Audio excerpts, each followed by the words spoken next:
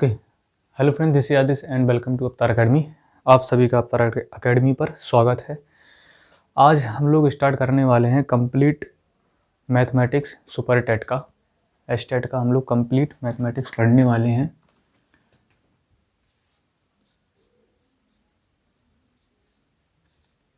ठीक है, इसके अंतर्गत बहुत से हमारे बहुत से चैप्टर आते हैं जिन्हें मैं एक एक करके लिखता चला जाऊंगा और आप लोग भी उन्हें नोट डाउन कर लेना, या मैं आपको बता देता हूं अभी। ठीक है, तो सबसे पहला जो है अंकीय क्षमता। अंकीय क्षमता हमारा थोड़ा बड़ा चैप्टर है और कह सकते हैं कि इस चैप्टर में 3-4 चैप्टर हमारे कवर होते हैं। ठीक है, तो सबसे पहले जो अंकीय क्षमता में हम लोग पढ़ने वाले हैं, लिख देता हूं मैं यहाँ पर।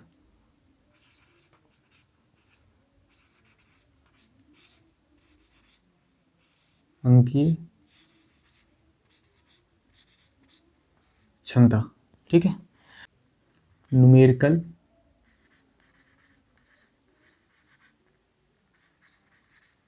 एबिलिटी।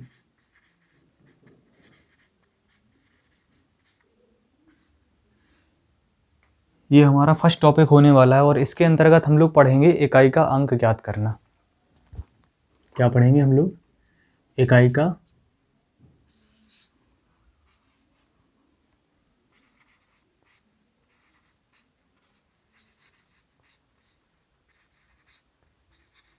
अंक ज्ञात करना। इकाई का अंक ज्ञात करना, तो इकाई के अंक हमारे बेसिकली 3 तरीके से हम लोग डिफाइन कर सकते हैं। सबसे पहला है गुणनफल में इकाई का अंक, इसी के अंतर्गत आता है गुणनफल में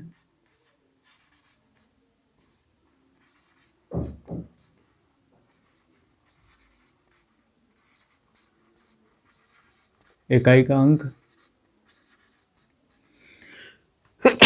सॉरी गाइस। दूसरा है घात में इकाई का अंक,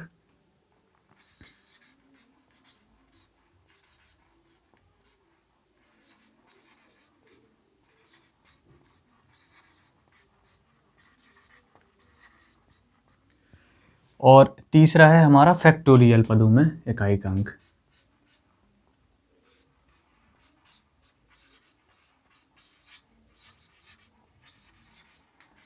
फैक्टोरियल पदों में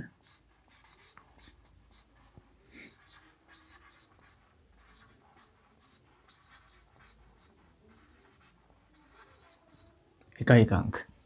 ठीक है, तो आप लोग समझ गए होंगे कि अंकीय क्षमता में सबसे पहला जो चैप्टर हम लोग पढ़ने वाले हैं वो इकाई का अंक रहने वाला है, जिसको हम लोग ज्ञात करेंगे और 3 तरीके से हम लोग ज्ञात करेंगे। सबसे पहला जो तरीका होगा वो होगा गुणनफल से इकाई का अंक ज्ञात करना, दूसरा होगा हमारा घात में, और तीसरा होगा हमारा फैक्टोरियल में।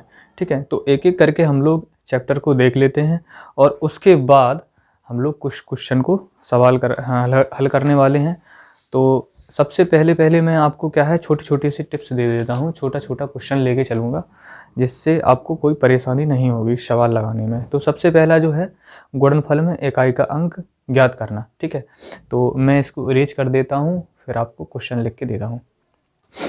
तो हमारा जो पहला क्वेश्चन है 267 इंटू 5384 इंटू 599 इंटू 73 में हम लोग क्या करने वाले हैं, गुणनफल में इकाई का अंक निकालने वाले हैं। तो हमें सबसे पहले एक चीज़ याद रखनी है, हमेशा एक बात को याद रखना है कि हमें सभी अंकों के इकाई के अंक को देखना है, पूरी संख्या को नहीं देखना है। अगर हम पूरी संख्या का गुणा करने बैठ जाएंगे तो आंसर तो आएगा, इकाई का अंक आएगा, लेकिन हमारा क्या होगा कि परीक्षा के बाद आएगा, जो हम नहीं चाहते हैं कि परीक्षा के बाद आए, क्योंकि हमें परीक्षा में ही तो आंसर निकालना है। तो हम लोग क्या करेंगे, इसको मार्क कर देंगे इकाई इकाई के अंकों को। ठीक है, लेकिन आप लोग मार्क मत करना, पेपर में मार्क करने के लिए भी टाइम चाहिए, फिर सबके लिए टाइम चाहिए, तो ऐसा आप लोग मत करना। ठीक है, हम लोग सबसे पहले क्या करेंगे, मार्क कर देंगे, गुणा कराएंगे तो 7 चौके 28 होगा, 28 में इकाई का अंक कितना है, 8 है, ठीक है। अब 8 का गुणा हम लोग क्या करेंगे, दूसरे वाले इकाई के साथ में कर देंगे हम लोग, ठीक है। तो 8 9 में 72, ठीक है। इसमें क्या है, 2 है इकाई का अंक, और इसी तरीके से हम लोग क्या है, द्वितीय 6, तो 6 आ गया, और 6 यही क्या बनेगा, हमारा इकाई का अंक बनेगा, और यही हमारा क्या हो जाएगा, आंसर हो जाएगा, ठीक है। अब दूसरी तरीके से हम लोग क्वेश्चन को देख लेते हैं। एक क्वेश्चन आता है न्यूनतम और अधिकतम से रिलेटेड, ठीक है। तो न्यूनतम और अधिकतम से रिलेटेड हम लोग क्वेश्चन को देखेंगे और उसको समझेंगे। तो मैं क्वेश्चन को लिख देता हूँ और इसे इरेज कर देता हूँ। तो हमारा क्वेश्चन दिया गया है कि 2683 इंटू 5 हैश का चिन्ह है, या यहाँ पर कुछ और का चिन्ह आ सकता है आपके पेपर में, ठीक है, इंटू 649 इंटू 58 के गुणनफल में इकाई का अंक कितना है। इसमें पहले से ही बोल दिया है, इसमें इकाई का अंक जो है 4 है, ठीक है। लेकिन इसमें क्या है, इसमें जो हैच का मान है वो न्यूनतम मान कितना होगा, न्यूनतम यानी कि कम से कम कितना होगा और अधिक से अधिक कितना होगा, ये ऐसे क्वेश्चन बनते हैं हमारे पेपर में, ठीक है। तो इसमें तो न्यूनतम पूछा है, लेकिन मैं आपको दोनों बता दूंगा, ठीक है। न्यूनतम कितना होगा, अब देखो सबसे पहले जिन सभी के हमें दिए रहते हैं इकाई के अंक, उनको हम पहले लिख लेंगे, ठीक है। या फिर सभी को इस तरीके से लिख लेंगे कि 3 इंटू हैच, यहाँ पर इसका 3, इसका हैच, इसका 9, इसका 8, इसका 9, इसका 8 कर लेंगे हम लोग, ठीक है। अब गुणा कराएंगे तो 9 तिया 27, 27 में 7 हुआ इसका इकाई का अंक, ठीक है। तो 7 को फिर से हम गुणा कराएंगे, 7 8 56, ठीक है। अब 6 में हम लोग कितने का गुणा कराएं, कम से कम संख्या का, कि 4 आए, ठीक है। तो 6 में हम लोग क्या करेंगे, देखो 6 में ऐसे 6 कम 6, 6 दूनी 12, 6 ती 18, 6 चौके 24, तो 6 चौके 24 हो रहा है, ठीक है। 6 चौके 24, यहाँ पर 4 आ रहा है इकाई का अंक, 6 पंचे 30, 6 उचंग 36, 6 सते 42, 6 पे 8 48, कुछ भी। तो इसमें जो न्यूनतम होगा हैच का मान वो कितना हो जाएगा, हैच का न्यूनतम मान कितना होगा, 4 हमारा आ जाएगा, ठीक है। तो यही हमारा क्या हो जाएगा, आंसर आ जाएगा।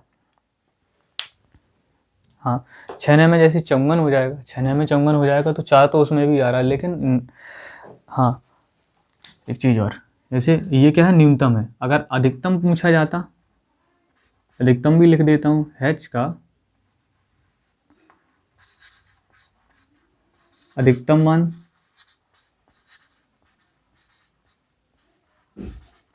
हैच का अधिकतम मान तो कितना होता है, 6 9 जा 54, इसमें भी तो हो रहा है 4, ठीक है।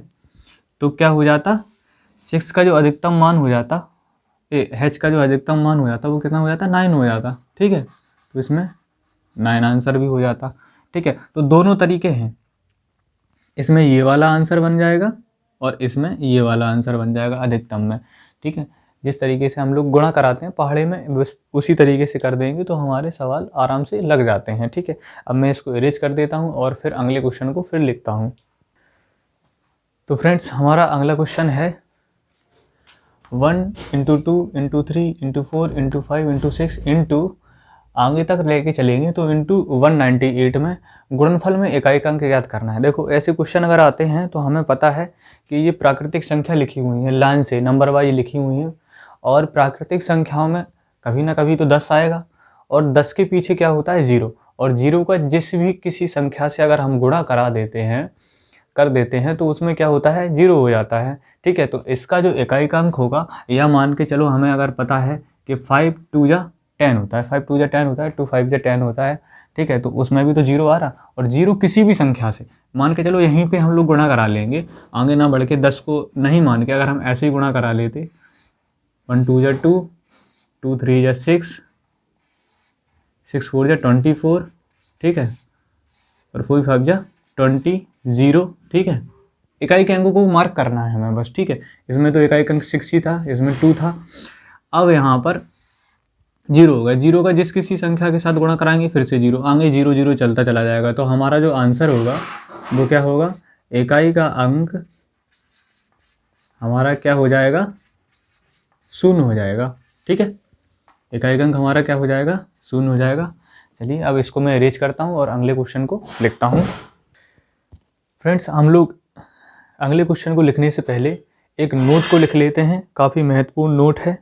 तो मैं यहाँ पर लिख देता हूँ उस नोट को, और आप लोग फिर उसके बाद में कॉपी कर लेना अपने कॉपी में। ठीक है, तो नोट हमारा लिख चुका है। नोट में क्या लिखा है, समस्त सम विषम संख्याओं के समस्त विषम संख्याओं के गुणनफल में इकाई का अंक कितना होता है, 5 होता है।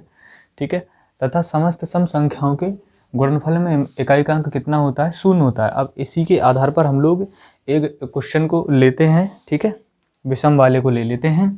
जैसे 1 × 3 × 5 × 7 × ... करके हम लोग क्या कर लेते हैं, इस तरीके से अनंत तक चलते हैं। ठीक है, तो हम क्या देखते हैं कि जैसे ही हम यहाँ पर गुणा कराएंगे, ठीक है, 1 का गुणा हम 3 में कराएंगे तो 1 3 या 3, ठीक है, इकाई का अंक 3 हुआ। 3 5 या 15, इकाई का अंक 5 हुआ। ठीक है, 5 7 35, फिर से 5 होगा।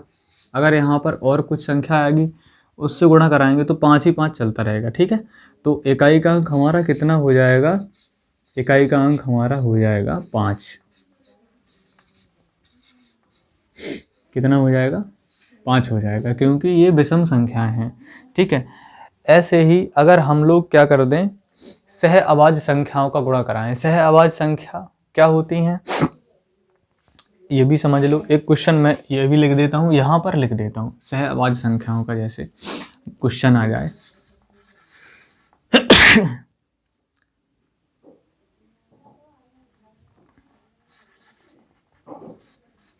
जैसे 2 × 3 × 5 × 7, ठीक है, इंटू अनंत तक चलने वाली हैं ये संख्याएं। ठीक है, क्योंकि ये सहअभाज्य संख्याएं, सहअभाज्य संख्याएं वो होती हैं जो स्वयं के पाड़े से कटें।